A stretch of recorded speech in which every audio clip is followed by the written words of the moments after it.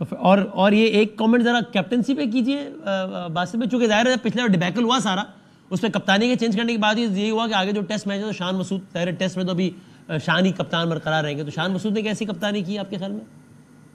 अब बरकरार नहीं रहेंगे वसीम भाई, मैं माफी के साथ आपने जुमला बोल दिया, बरकरार रहेंगे। अच्छा, कप्तानी टेस्ट मैच में कप्तान अपने फैसलों से आउट कराता है। जैसे शांतु ने आज साइम अय्यूब को कवर्स पे आउट कराया ना, सारे फील्डर पीछे लिए हुए थे, दो स्लिप 2 गली, पॉइंट पीछे था, स्क्वायर लेग और फाइन लेग पीछे था, और उसने चैनल बॉलिंग कराई कि मारो कि ये जो ड्राइव होता है ना टेस्ट मैच में, जहां बॉल सीम और स्विंग होता है, वो ब्लाइंड शॉट होता है। हमारे सारे बैट्समैन ये शॉट मारते हुए आउट हुए, और जहां पे अभी 26 रन पे 6 आउट की आपने बात करी, मेदी नो डाउट बहुत अच्छा खेला, उसका सारा स्कोर जो है टूवर्ड्स पॉइंट और थर्ड मैन है। हमने वही बॉलें उसको खिलाई, उसको ब्लाइंड शॉट नहीं खिलाया कि ड्राइव पे चौका मारो, कवर ड्राइव मारो। तो कैप्टनसी से फैसले चेंज होते हैं। अनफॉर्चुनेटली दोनों टेस्ट मैच में शान मसूद की कैप्टनसी मेरे हिसाब से स्कूल लेवल की थी। स्कूल, और आपका ये तज्जिया या खबर है कि कप्तान बरकरार नहीं रहेंगे? किस बेस पे आप कप्तान बनाएंगे, कितना खेलेंगे इस मुल्क के साथ यार? जो बेहतरीन चॉइस है आपके पास रिजवान, आप उसको बना नहीं रहे। शाहिद भाई आपका क्या ख्याल है? ऐसा ही लग रहा है, इसलिए कि अगर बहुत से लोग, बहुत से खिलाड़ी शान मसूद को कप्तान तस्लीम करने के लिए तैयार ही नहीं है, तो फिर ऐसे आदमी को कप्तान बनाएं जिसको तस्लीम करने के लिए तैयार हो। वो मोहम्मद रिजवान है। मोहम्मद रिजवान को T20 वर्ल्ड कप से भी T20 की क़यादत देनी चाहिए थी। उस वक्त भी हमने गलती की और अब भी हम गलती कर रहे हैं। शान मसूद ने ऑस्ट्रेलिया में इम्प्रेस किया था, अच्छी कप्तानी की थी, उसको नॉलेज ऑफ द गेम है, उसको सारी चीज़ें पता है, लेकिन यहाँ तो बुरी तरह एक्सपोज हो गए। ना सिर्फ शान मसूद बल्कि assistant coach Azhar Mahmood, Jason Gillespie, high performance coach Tim Nielsen, ये सारे लोग एक्सपोज हुए हैं। एक मुश्ताक अहमद ने पिंडी की पिच 2 दिन पहले देखकर बता दिया बांग्लादेश के हर आदमी को, कोच, असिस्टेंट कोच, बॉलर्स, कप्तान, सबको बता दिया कि ये पिच 4 दिन बैटिंग के लिए साजगार होगी और आखिरी दिन स्पिनर्स को मदद देगी। एक मुश्ताक अहमद इन सब पे भारी हो गया। तो मैं तो ये कहूंगा कि हम तो मुश्ताक हैं, कोई माइल बकरम ही नहीं। हमें मुश्ताक और वो बेजार, या इलाही ये माजरा क्या? मुश्ताक भैया आपका किया धरा है सारा देख लें। ये जो है ना, ये आपने तो नहीं, ये वैसे ये वसीम, पता है क्या बात ये है कि आपको कुछ चीजें ना इमोशनल फैसले बहुत जल्दी हम करते हैं। मैं आपको बता रहा हूँ, बीइंग पाकिस्तानी अब मैं बात कर रहा हूँ, कभी कभी हम एकदम ही बंदे को बहुत हीरो बना देते हैं, एकदम ही फिर उसको जीरो कर देते हैं। कंसिस्टेंसी हमारे खुद के फैसलों में नहीं होती। अब ये पिच की बात कर रहे हैं ना, जो शाहिद भाई ने बात की है, अगस्त का महीना है, गीली पिच है, घास वाली पिच है, पिच में नमी है। मैं आपको छोटी सी टेक्निकल बात बताता हूँ कि जब इसके ऊपर सूरज ने निकलना है ना, अगस्त का सूरज जब निकलता है ना पाकिस्तान में, पाकिस्तान का सूरज बहुत तगड़ा निकलता है, तेज निकलता है, और जब वो सूरज निकलता है तो वो जो गीली पिच होती है वो 2 घंटे के बाद, 3 घंटे के बाद सूख जाती है, और सूखने के बाद जो घास होता है ना वो ऊपर से सूखता है, तो नीचे जो मट्टी होती है ना वो टूटना शुरू हो जाती है, उसके क्रैक खुलना शुरू हो जाते हैं। तो आपने देखना होता है कि आपने एक दिन का मैच नहीं जीतना, आपने 5वें दिन मैच जीतना है, तो चौथे दिन इस पिच के क्या बिहेवियर हो सकता है। तो गीली पिच के ऊपर सूरज चढ़ना है, सूरज ने पड़ना है, और वो ड्राई करेगी, ड्राई करके जब घास वाली पिच के ऊपर स्पिन होगा, वो तेज स्पिन होगा, जैसे आप देख रहे हो तेज स्पिन हो रहा है। फ्लैट पिच के ऊपर स्लो पिच स्पिन होता है, क्योंकि उस पर घास नहीं होता। घास के नीचे जब वो सूखी मट्टी होती है ना, वो पेस को और भी बढ़ा देती है, स्पिनर को और भी मुश्किल कर देती है। तो आपने ये देखना है कि अगस्त में मेरे बॉलर 15 ओवर से ज्यादा मैंने ओवर नहीं करवाना एक बॉलर से, और 15 ओवर से अगर मेरे 3 सीमर है तो मुझे 2 स्पिनर के साथ खेलना पड़ेगा।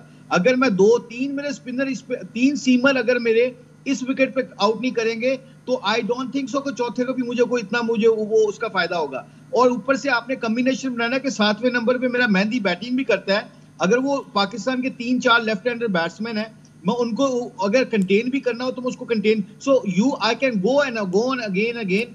मैं आपको सिर्फ मोटी सी बात बताता हूँ कि आपने पूरी स्ट्रेटजी बनानी होती है, सामने रख के प्लान बनाने होते हैं। आपके प्लान फेल हो सकते हैं, मगर सबसे इंपॉर्टेंट ये है कि प्लेयरों को कॉन्फिडेंस होना चाहिए आपके प्लान के ऊपर।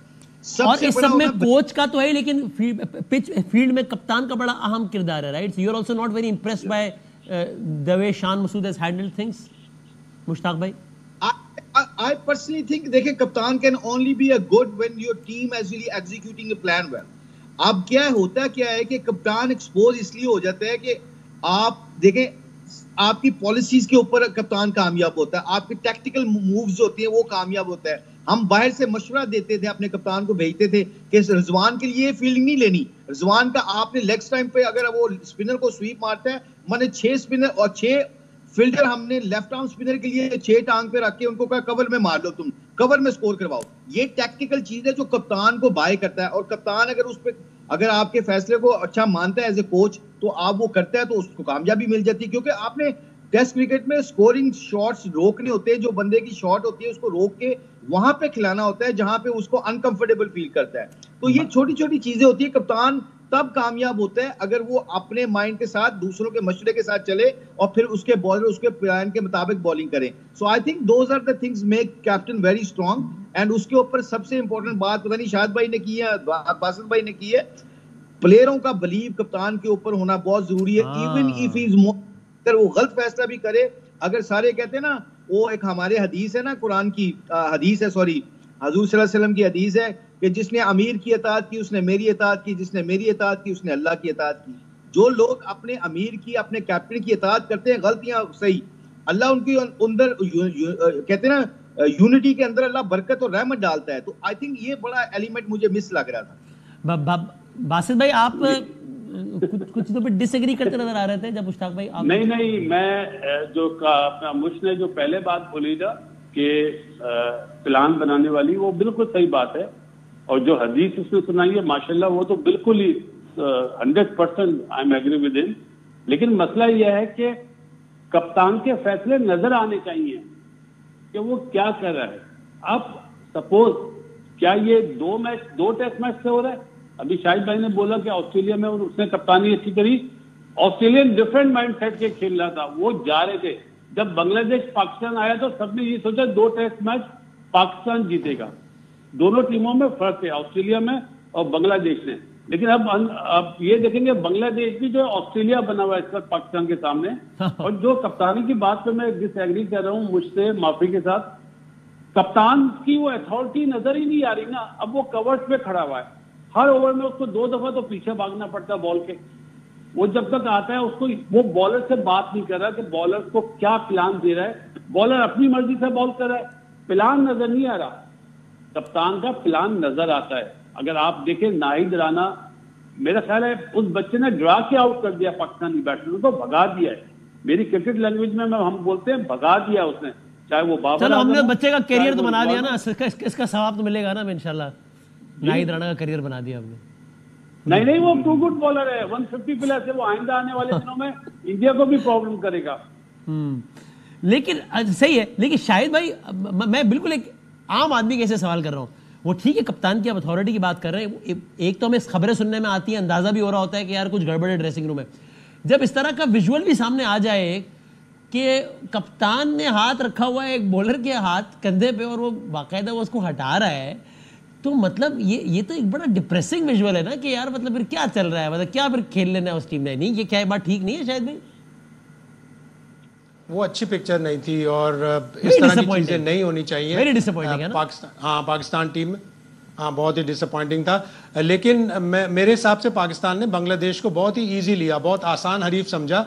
जनवरी में पाकिस्तान क्रिकेट बोर्ड की एक मीटिंग हुई तमाम क्यूरेटर्स के साथ कि हमें, और उसमें शान मसूद भी थे, कि हमें अगस्त के महीने में तेज पिच बनानी है। तो उसी वक्त क्यूरेटर, जो चीफ क्यूरेटर थे आगा जाहिद, उन्होंने बता दिया था कि अगस्त में तेज पिच बनाना पॉसिबल नहीं होगा, इसलिए आप इस बात को भूल जाएं। लेकिन पाकिस्तान ऑस्ट्रेलिया से क्यूरेटर ले आया, उन्होंने कहा कि चलो ये ऑस्ट्रेलिया का क्यूरेटर है, ये तेज पिच बना देगा। तो हमारा पहले टेस्ट की पिच का ना तो हम उसे समझ सके, ना हम उसे बना सके, ना हम उसके ऊपर प्रॉपर प्लानिंग कर सके। जब हमने पहले दिन देख लिया था कि इसमें अच्छी बैटिंग हो रही है, तो हमें सोच लेना चाहिए था कि बांग्लादेश भी अच्छी बैटिंग करेगा। और इस टेस्ट मैच में बड़ी जो संगीन गलती मेरे हिसाब से हुई वो ये कि 26 पे 6 आउट करने के बाद आपने अपने फास्ट बॉलर्स को बिल्कुल हटा दिया। उनको आप थोड़े थोड़े बर्स्ट के साथ 2-2 3-3 ओवर के साथ यूज करते रहते हैं। और जब आप अपना स्पिनर लेके आए, जो आप अपना स्पिनर ये कह के खिला रहे थे कि ये अब डिसाइसिव रोल प्ले करेगा, उसको सिर्फ एक क्लोज इन फील्डर दिया। मुश्ताक भाई बताएंगे, स्पिनर को अगर सिर्फ एक क्लोज इन फील्डर दें तो क्या वो इफेक्टिव होगा?